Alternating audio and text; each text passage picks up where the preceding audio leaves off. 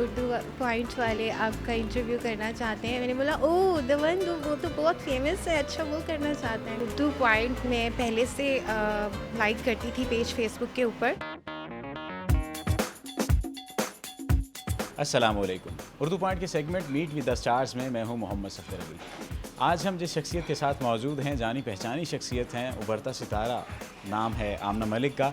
और आमना मलिक का तारुफ़ करवाने के साथ साथ मैं ये लाजमी तौर पर आपको ये बात बताना चाहूँगा कि दमपुख्त अगर किसी ने ड्रामा देखा है और उसमें अगर निमो का किरदार आपने नहीं देखा तो आपने फिर कुछ भी नहीं देखा। अस्सलाम वालेकुम जी। अस्सलाम वालेकुम। सबसे पहले तो मैं शुक्रगुज़ार आपका। मेरी ये रीत मेरी भी है, उर्दू पॉइंट की भी ये रिवायत है कि हम बहुत ज़्यादा शुक्रगुज़ार होते हैं अपने उन सितारों के जो हमें वक्त देते हैं। तो मैं बहुत शुक्रगुज़ार आपका। पहला सवाल ये है कि आपने बहुत कुछ किया, स्टार्ट कहाँ से लिया इस इंडस्ट्री में, कब से? I was completing my fashion designing, तो randomly I started modeling, तो I became an actor। और उसके बाद मैंने तेरे प्यार में किया, याद तेरी आने लगी, अधूरा मिलन, सो मेनी सीरियल्स। और उसके बाद जो फाइनली एक अभी सबको पता है दमपुख्त, जिससे निमो की वजह से बहुत ज़्यादा लोगों ने पहचाना और फिर देखा, तो इट वाज परफेक्ट एक्चुअली। सो कैसा लगता है निमो बनकर, कैसा लगता है? मतलब ये कि आपको पहचान मिली, बहुत सारे और सीरियल्स में भी आपने काम किया, लेकिन इससे ज़्यादा आपको जो है पहचान मिली है, तो कैसा लगता है इस पहचान का? I am really enjoying seriously. और इतने इतने मज़े के कमेंट्स आते हैं और मैसेजेस आते हैं, हाय नीमो आपके बाल बहुत अच्छे हैं, हाय नीमो आप डायलॉग्स बहुत अच्छे बोलती हैं और आप ना बहुत नेचुरल करती हैं। ये सुन के मुझे इतनी खुशी होती है कि मैं नेचुरल करती हूँ। तो बस मेरे डायरेक्टर भी यही कहते थे कि जो भी है, जैसा भी करना है ना, बस नेचुरल करो, मुझे नेचुरल चाहिए, एक्टिंग मत करो। सबसे पहला जो आपने सीरियल किया वो कौन सा किया था? अधूरा मिलन और सफ़ीना। अधूरा मिलन और सफ़ीना। अधूरा मिलन से पहले सफ़ीना था, एंड देन अधूरा मिलन जुल्फ़िकार अली सर के साथ, एंड उन्हीं के साथ तेरे प्यार में। और फिर नेक्स्ट इमरान कुरैशी का फ्रॉम कराची, याद तेरी आने लगी। और फिर लाराची के साथ किया बहनें ऐसी होती हैं, सिखुल टू, और वो बहुत मज़ा आया। कराची में काम पहली बार किया, सबके साथ किया, बहुत अप्रिशिएट किया सबने, बहुत पसंद किया। और उसके बाद फिर I got a chance to work in जो है बहनें ऐसी होती हैं, इसमें आपका मतलब मुझे सुनने में ही आया कि बहुत ज़्यादा अच्छा किरदार था और आपने अच्छे तरीके से निभाया भी। बहुत अच्छा, सबको बहुत पसंद आया। और उस एक्चुअली हुआ ये था कि इससे पहले भी मैं काम कर रही थी, बट सडनली तेरे प्यार के दौरान ही मैंने टैलेंट आई ज्वाइन की, तो वहाँ वो मेरे लिए बहुत लकी रहा, बहुत लकी। बेसिकली इतना वहाँ पे आपको अच्छा इन्वायरमेंट है काम का, आपको ऑनर मिलती है, आपको किसी को जाके नहीं कहना पड़ता कि प्लीज़ मुझे काम दे दें, या ऑडिशन में नहीं। हाँ, ऑडिशंस होते हैं, सब कुछ होता है, लेकिन एक प्रॉपर वे से होता है। आपको प्रॉपर एक सपोर्ट मिलती है टैलेंट आई की तरफ से, एक ऑनर मिलती है। जो प्रोडक्शन हाउसेस में आप एक प्रॉपर वे से जाते हो, काम करते हो, ये बहुत अच्छा है। दूसरी बात ये है कि सीखने को मिलता है। ऐसा देखने में आया कि टैलेंट आए में अगर आप तो सीखने को मिलता है। आप लाहौर से सिलेक्ट हुए टैलेंट आए या लाहौर से सिलेक्ट हुए? यानी ये कि जब कैसर भाई यहाँ पर आए हुए थे कैसर अली ट्यूलिंग से, मुझे नहीं मिले थे, मुझे राहीना मिली थी। राहीना इरशाद। और फिर मेरा यहाँ पे ऑडिशन हुआ था और उसके बाद हमारा कॉन्ट्रैक्ट साइन हुआ, तो मुझे सिलेक्ट किया बहनें ऐसी होती हैं के लिए। एंड देन मैं वहाँ कराची गई, वहाँ बहनें ऐसी होती हैं किया।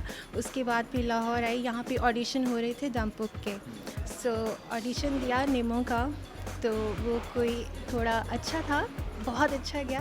काशी सर ने बहुत हेल्प की, बोला कि ऐसे करो, ये ऐसे हो जाएगा। बहुत नर्वस थी फर्स्ट डे, स्क्रिप्ट पहले से मिल गया था, सब कुछ तैयार था, याद था, एवरीथिंग डन। फर्स्ट डे जब सेट पे गई तो घबराई हुई थी, बिकॉज सभी स्टार्स थे और सिर्फ मैं ही न्यू थी। सभी स्टार्स थे, कोई नुमान एजाज था, कोई समन अंसारी थी और कोई निमो थी। नहीं, अब तो नीमो में अब हूँ ना, तब तो मैं आमना ही थी ना। तो वो बहुत मुश्किल था मेरे लिए जब मैं फ़र्स्ट डे वहाँ गई और सबको देखा और मैंने कहा अच्छा इनके साथ काम करना है, ओके। याद तो था, लेकिन याद होना सब कुछ नहीं होता है, आप उसको कितना नेचुरल करते हैं और उसको कितना अपने हिसाब से बोलते हैं, सामने वाले के क्यों के हिसाब से आपको अपनी लाइन देना नहीं होती है, सिर्फ उसको फील करना होता है, बोलना होता है। एक्टर बनने का कोई मूड था कि एक्ट्रेस बनना है मैंने या कुछ ऐसा? शौक हो गया था मॉडलिंग से ही कि हाँ आमना अच्छा लगता है, प्यारे भी लगते हैं और आमना मलिक का कहना ही है कि लोग पहचानने भी लगते हैं, आपको फेम भी मिल जाता है, पहचानने भी लगते हैं लोग, और फिर ये कि पैसा भी मिलने लग जाता है। हाँ वो तो अपने ऊपर ही स्पेंड कर रहे होते हैं ना, बाय द टाइम आप अच्छा लग रहे होते हैं वही आप ले रहे होते हैं और वही स्पेंड कर रहे होते हैं। कौन सा ऐसा किरदार आपने निभाया जिस पे आपको लगा कि ये मैंने बिल्कुल नॉर्मल वे में किया है और इतना? इससे पहले जो भी मैंने ड्रामास किए हैं ना उनमें मैं बहुत रोई हूँ और मुझे ऐसे लगता था कि बस अब ना मुझे रोने वाले कैरेक्टर्स मिलेंगे, शायद मैं शक्ल से रोतू लगती हूँ ना। तो ये मेरे लिए दमपुक जो था ना बहुत ही डिफरेंट कैरेक्टर है, बहुत चुलबुला सा है, बहुत एनर्जेटिक है और इसमें आपको एक खुलकर परफॉर्म करने का मौका मिलता है। लाइक आप सोचते नहीं हैं, समझते नहीं हैं, बस जल्दी जल्दी से डायलॉग्स बोल देने होते हैं, लेकिन उसको बोलना एक प्रॉपर वे में है, समझना है कि यहाँ पे मैंने ज़्यादा लाउड नहीं जाना, अब क्या सिचुएशन चल रही है उसके हिसाब से करना है। सो मेरे लिए ये ज़्यादा अच्छा था। निमो आप स्टार हैं, ठीक है, एक जगह पे फवाद हैं, एक एहसन है और एक सीरियल में नुमान भाई हैं, तो इनमें से किन के साथ आप काम करना चाहते हैं? अभी मैं नई हूँ और मेरी विश ये है कि मैं सबके साथ काम करूँ। सब ये लालची हो रहे हैं आप। मैंने एक ही वक्त में 3 स्क्रिप्ट आ जाते हैं, 3 सीरियल आ जाते हैं, तीनों में से किसी एक को सिलेक्ट करना। विश ये होगी कि मैं तीनों के साथ काम करूँ, लेकिन फिर अगर डेट्स का इशू हो रहा होगा तो मैं सबको कहूँगी सॉरी, हम अगला प्रोजेक्ट साथ में कर लेंगे। ठीक है, यानी विश ये कि तीनों के साथ काम करना है, ठीक है, छोड़ना कोई नहीं। ये जो है आप देख सकते के साथ तो अभी मैं एक और प्रोजेक्ट कर भी रही हूँ ना, काशिफ सरकारी सिपाही सेकंड प्रोजेक्ट इनका जो चल रहा है अभी, काशिफ निसार डायरेक्टर, वो सिपाही का प्रोजेक्ट चल रहा है, ठीक है। मुझे जो अब जानना है वो ये कि इतना डरते क्यों कैमरे से? डरते हैं या शाय हैं, शर्माते हैं, वजह क्या है? डरने और शर्माने में थोड़ा सा फ़र्क है, आप शर्माते हैं या डरते हैं कैमरा से? डरती नहीं हूँ क्योंकि बचपन से ही मुझे बहुत शौक़ था अच्छी अच्छी पिक्चर्स बनवाने का, स्कूल में भी अपनी सबसे ऐसे चुलबुली सबसे, ऐसा कुछ नहीं है, कैमरा से शाय होती हूँ थोड़ा सा। कभी ऐसा हुआ कि डायलॉग्स आपको भूल गए हों? होता तो है कि मतलब बहुत ज़्यादा, लेकिन कभी ऐसा किसी एक डायलॉग पे आप फंस गए हों कि यार ये क्या है, मतलब निकल ही नहीं रहा, जा ही नहीं रहा, जान नहीं छोड़ रहा?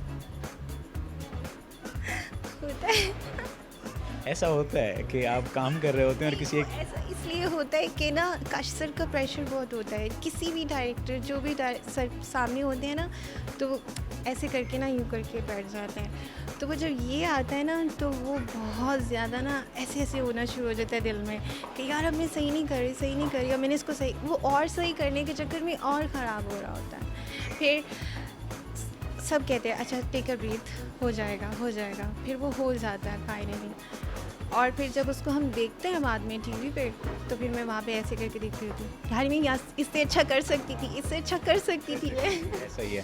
अच्छा, जब आप एक्टिंग कर रहे होते हैं तो एक्टिंग करना थोड़ा सा अलग है, ठीक है, लेकिन जब आप एक वाज़ेह शक्ल में देखते हैं, ड्रामा को देखते हैं एडिट हो के और वो सब कुछ, तो उस वक्त कैसा महसूस होता है? अपने आप को आप खुद देख रहे हो? बहुत खूबसूरत लग रहा होता है ठीक है, कुछ ड्रीम कम्स ट्रू लग रहा होता है।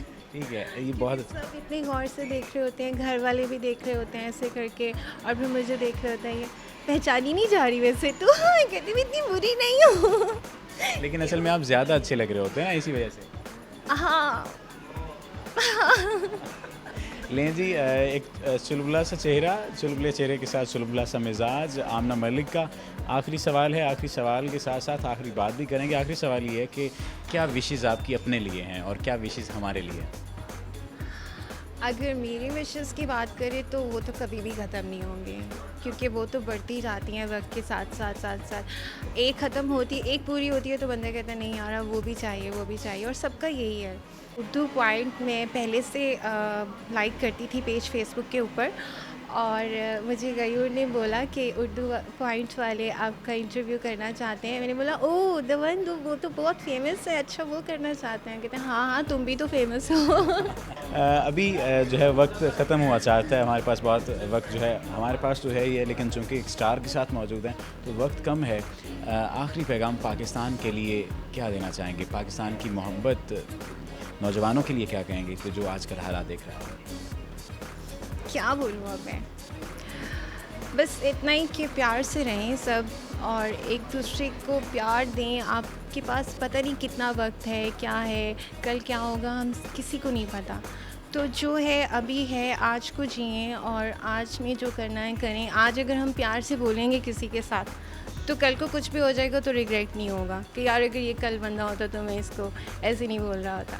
सो always try to spread love, happiness, that's it. मोहब्बत का पैगाम देती ये थी आमना मलिक। सुना है दिन को उसे तितलियां सताती हैं, सुना है रात को जुगनू ठहर के देखते हैं। यही दुआ है कि इस अर्ज़ पाक पर अल्लाह ताला अपना रहम करे और ऐसे ही हंसते मुस्कुराते चेहरे हमारे दरमियान मौजूद रहें। कैमरामैन मुनीर हुसैन के साथ सफदर अली को दीजिए इजाज़त और देखते रहिए उर्दू पॉइंट।